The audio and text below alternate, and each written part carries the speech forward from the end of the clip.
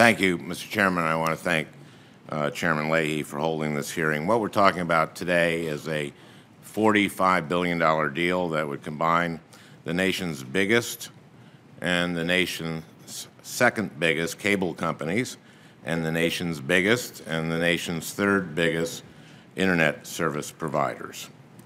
There is no doubt that Comcast is a huge influential corporation, and I understand there are over 100 lobbyists making the case for this deal to members of Congress and our staffs. But I've also heard from over 100,000 consumers who oppose this deal, and I think their voices need to be heard too. As members of the Senate Judiciary Committee, we are here to question whether this deal is good for competition and whether it's in the public interest. I'm against this deal because I believe it does not meet either test. I believe this deal will result in fewer choices, higher prices, and even worse service for my constituents. Comcast has argued that there's nothing to worry about here because it doesn't compete with Time Warner Cable in any zip code. Mr. Cohn has told reporters, quote, "There is absolutely no competitive overlap between the two companies, none," unquote.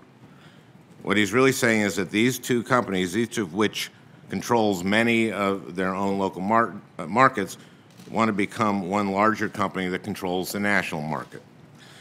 The new Comcast would operate in 19 of the nation's 20 biggest markets, 27 of the top 30, as Mr. Bosworth said. That kind of expansion has a serious impact on competition. For example, when Comcast wanted to acquire NBC Universal, Comcast's CEO told this committee not to worry about it because there were still other, quote, robust distributors. And he specifically named Time Warner Cable, which would prevent Comcast from setting anti-competitive prices for NBC content. The point was that Comcast couldn't get away with that sort of behavior because the distributors, including Time Warner Cable, wouldn't stand for it, and they could go to the FCC to complain about it too. Later in the hearing, Comcast CEO also assured us, quote, "We are not getting any larger in cable distribution here," unquote. Well, if this deal goes through, Comcast will become larger in cable distribution, and if this deal goes through, Comcast never again will have to negotiate with Time Warner Cable when it comes to setting prices for NBC content. And NBC content, everyone should remember, is 20-some networks. Comcast can't have it both ways. It can't say that the existence of competition among distributors, including Time Warner Cable, was a reason to approve the NBC deal in 2010 and then turn around a few years later and say that the absence of competition with Time Warner Cable is a reason to approve this deal. Mr. Kimmelman, what do you make of Comcast's argument that they don't compete against each other at all? Doesn't that really underestimate the anti-competitive implications of this deal? Absolutely, Senator Franken. It is true they don't overlap geographically, but that is not the entire competitive analysis either for the Department of Justice or for the Federal Communications Commission. The question here is, are there ways in which they can leverage unfairly? Do they have excess market power? Can they drive up prices? Can they harm quality and innovation? And there are numerous ways in which they can do that. If Time Warner can no longer discipline their pricing for NBC programming, prices will go up there. They probably will go up across the entire distribution chain, harming consumers everywhere. Having the additional leverage of Time Warner as part of the Comcast family gives them enormous power over how the internet develops the ability to offer new innovative services, what devices, what consumer interfaces work. If they have almost half of the customers in the country, that's what manufacturers will make, products for that half.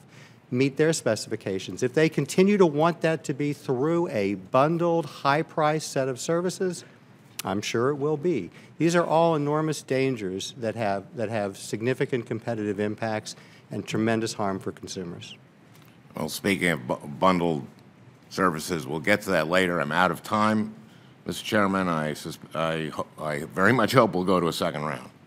I'm confident we will. Well, great. Thank you.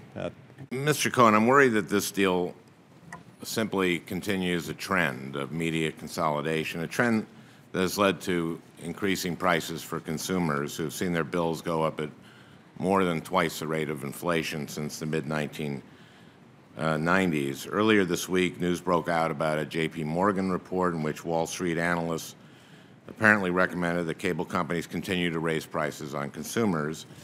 And as you've admitted, prices might go up even faster. And we've talked about your comment. Mr. Cohen, don't your investors, people who invest in Comcast, expect Comcast to leverage its market share by getting as much money as it can out of consumers? I think our investors want us to have the best multi-channel video and broadband business in the country, and I think that includes getting whatever prices the market will bear, but it also includes providing an extraordinarily high-quality video and broadband experience. And I think we have made, and you can look at our analyst calls, we have made it a point of significant discussion, not only for us, but for the entire cable industry, about our need to continue to invest to be able to compete better against national and global competitors who are increasingly coming into this space. So yes to your question, but I think also, to be fair, yes to the business reasoning underlying this transaction, which is to provide us with the opportunity to create a better experience for consumers. Well, my concern is that as Comcast continues to get bigger, it'll have even more power to exercise that leverage, to squeeze consumers. And part of the reason I'm concerned about this is because Comcast's own CFO has pretty much told Wall Street that that's what Comcast does.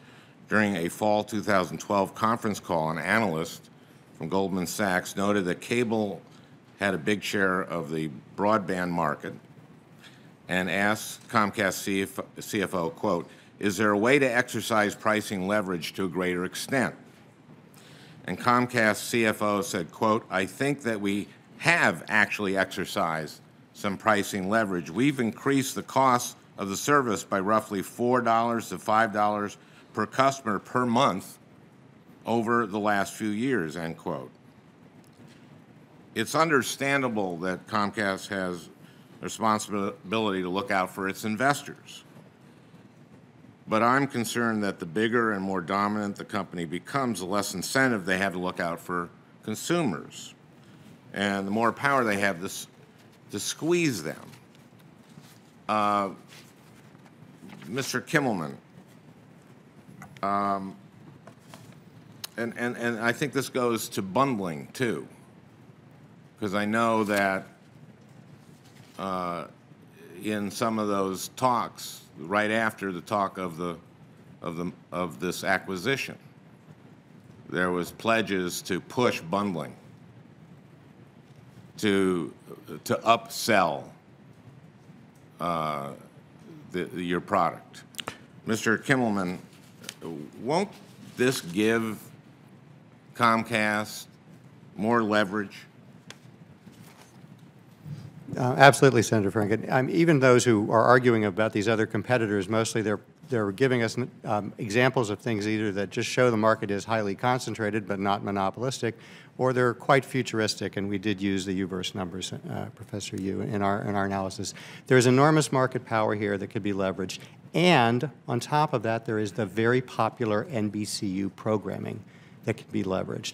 And that, understandably, maximizes profits for Comcast to keep it in a big bundle, to charge as much as possible, and the increasing trend for consumers is to buy at least two services, broadband and video, if not three. And so they know that they can drive up prices to competitors and benefit from raising their rivals' costs. And if some people want to drop those rival services, it is most likely going to be business going to them. That is where their financial incentive lies, and then we'd expect them to follow through on that.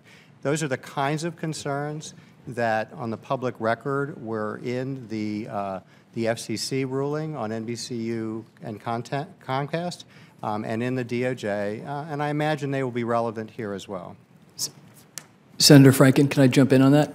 Sure. Thank you. Understandably, this is a really complicated matter, but I think if we boil it down, the folks at home that bills keep going up are expecting more, and they're not getting more channels, and they're not getting more choice. And so, Mr. Cohen pointed out that, content costs are up 98%, while their subscription fees were only up 50. Well, that's an extreme pressure on their gross margins. Yeah. And any business owner would know that what's the incentive to add more product when it's your highest gross margin product and it's your #1 cost? So I think there has to be effective ways to encourage new competition in the marketplace. I mean, the marketplace that we're going into is a $170 billion marketplace. It's larger than all 4 major sports combined. There are 60 networks that are fighting over that space in the sports area.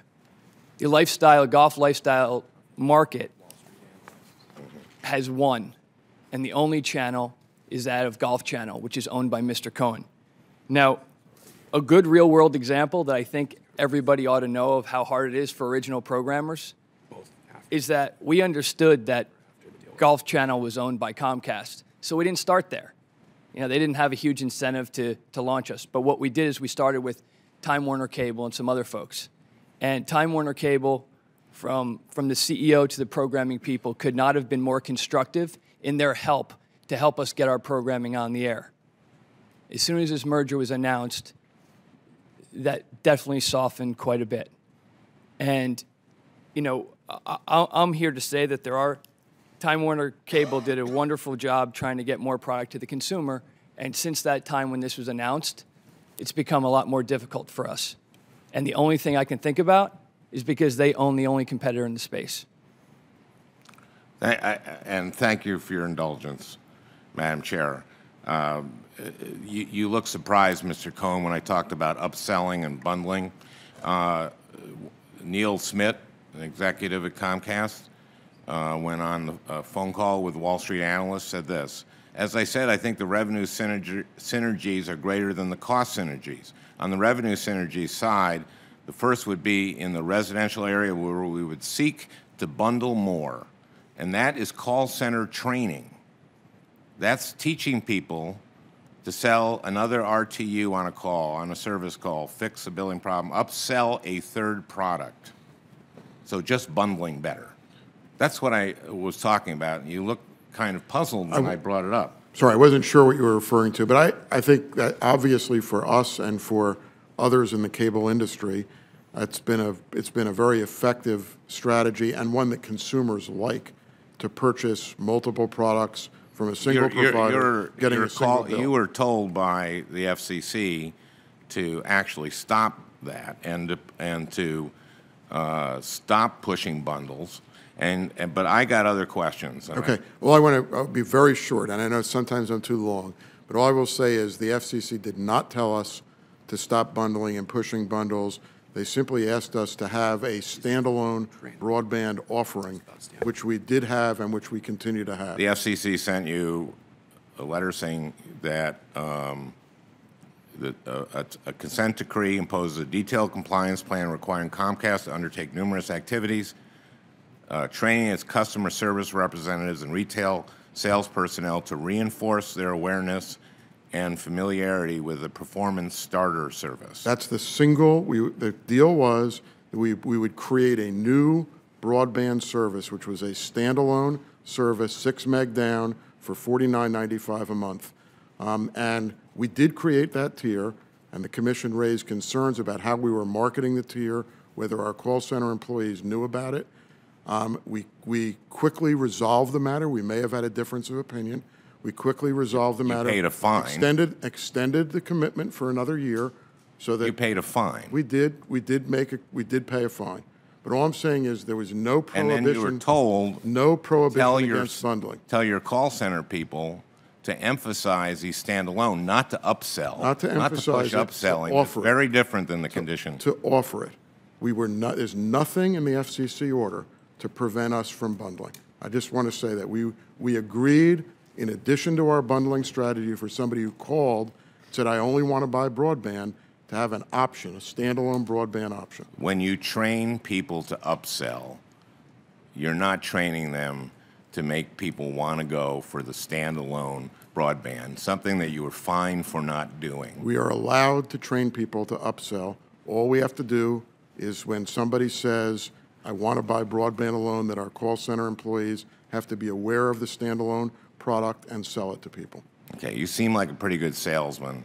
I know how people on call centers can emphasize certain things over others, and I think that's my fear here. I want to talk about two other things. I am so sorry, Madam Chair, but Mr. Kimmelman, Comcast has argued that this deal won't jeopardize the open nature of the Internet. In the public interest statement that it filed with the FCC yesterday, Comcast promised regulators that it has no incentive to interfere with Internet traffic. I'm not convinced. If this deal goes through, Comcast will control about 40% or more of the broadband market, and it won't just own all those pipes, it will also own a bunch of content, because it bought NBC Universal a few years ago, and the 20 or so cable networks that came with it. Mr. Kimmelman, doesn't that give Comcast both the power and the incentive to manipulate Internet traffic in its favor? And didn't we see a preview of that with the recent deal Comcast struck with Netflix? Senator Franken, if you go back to all the big numbers Mr. Cohen had and Professor Yu had about the many myriad interconnections of the Internet all around, all accurate in that space, but when you get close to the home, to the customer, the last mile, the ports that have to bring in the video traffic, one player, two players, sometimes more, hardly ever, and one of them is Comcast combining with Time Warner. So that part of the market is quite concentrated. There are, as Professor Yu says, a lot of changes going on in the Internet. There are a lot of different kind of interconnection relationships. What we also see is a lot more proposals for usage-based pricing that wasn't there before, data caps. Can you explain what those are? Just that instead of getting a flat fee for eat as much as you want for your Internet usage, that above a certain level, your prices go up. Or that you pay per certain amount of usage and there's no flat fee. Unless it's a Comcast product like Xfinity. So there are some products that are dealt differently with by cable companies and under a different set of standards and arguably preferential to what a competitor has. So there are dangers when the market is concentrated at that point of interconnection of ways to manipulate. And this is where I go back to my analogy of an octopus that has all these tentacles out there. There is net neutrality, there's a last mile connection, but then there are the different pricing schemes, and then there are the different interconnection and peering arrangements. There are many ways in which a number of tentacles could be used to favor one product over another if it's financially advantageous to that broadband provider with market power, which would be Comcast Time Warner.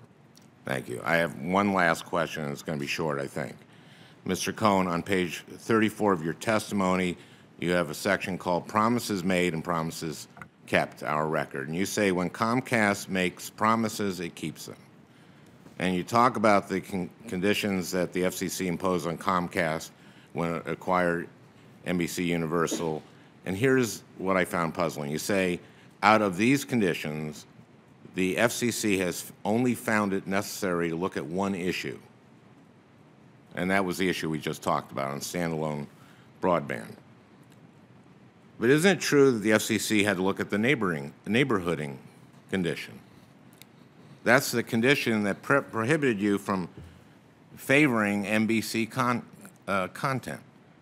When CNBC is neighborhooded, you were neighborhooding it with all the other 24-hour cable news channels, with CNBC with MSNBC, with Fox, with CNN, but you put Bloomberg way out in the nosebleed seats, so people couldn't find Bloomberg. And because they couldn't find Bloomberg, they wouldn't go to Bloomberg, and Bloomberg could charge less for its advertising, and NBC would get more eyeballs for people who are interested in 24-hour business news, and you could charge more. Isn't that another condition that they looked at? So generally speaking, that characterization is just not accurate. And what we had in the Bloomberg neighborhooding area were interpretive differences between Bloomberg and Comcast as to what the condition meant. And I can go through as much detail as you want, but the FCC certainly looked at it, didn't it? Ultimately, there was a complaint filed, and when we lost the complaint at the FCC, we have resolved the matter with Bloomberg. We are in compliance with that condition. Okay, but let me ask you, is this true then, that out of these conditions, the FCC has only found necessary to look at one issue? Is that still true? It is. What is true is that we only had a compliance issue with one condition. The Bloomberg issue was not a compliance issue. It was an interpretive issue. And when the interpretation was resolved, we were able to resolve our differences and our partnership with Bloomberg. We remain Bloomberg's largest distributor, and we have an excellent relationship. Here is the FCC's order. In this memorandum opinion and order, we affirm Media Bureau orders that direct Comcast to place Bloomberg television in news neighborhoods consistent with the condition of the Comcast NBC Universal Order. That is looking at that. And you right here, in your testimony, and you're sworn under oath here, you say, out of these, and then the brackets conditions, that's what we're referring to, the FCC has only found it necessary to look at one issue. And you're saying they didn't look at this issue? What I'm saying is it was not a compliance issue, it was an interpretation issue. Okay, well, I'll let go back to the Media Bureau order. Because, let me just go, I'll give you an example. Because the ultimate order of the Media Bureau was that we had to neighborhood Bloomberg where I believe it was either 4 or more or 5 or more other news channels. The FCC order didn't have that definitional issue. We didn't know what a news neighborhood was. And we tend not to neighborhood our news channels the way you described in your question, where all the news channels are together. So one of the interpretive issues that we needed to have resolved was what was a news neighborhood. And that's what the dispute in front of the commission was. I think, and Madam Chair, this is the end, my friend. And by the way, if any of the witnesses have to use the restroom, you really can come back and we'll take you back there. I know it's been going on a couple hours. You really undercut my big conclusion. I was going to say... Senator Franken, please continue. I really meant that. I was just going to let them know. I was going to say that I think the interpretation here is on what the word look means. And I think everyone knows what the word look means. Thank you. And Madam Chair, if I can, I will acknowledge that the word look may not have been the best chosen word. But the point I was trying to get at was whether there were compliance issues. And I don't think that was a compliance issue. So I will acknowledge that we should have had a better use of words in the written testimony, and I apologize for that. Accept it. Thank you. Okay.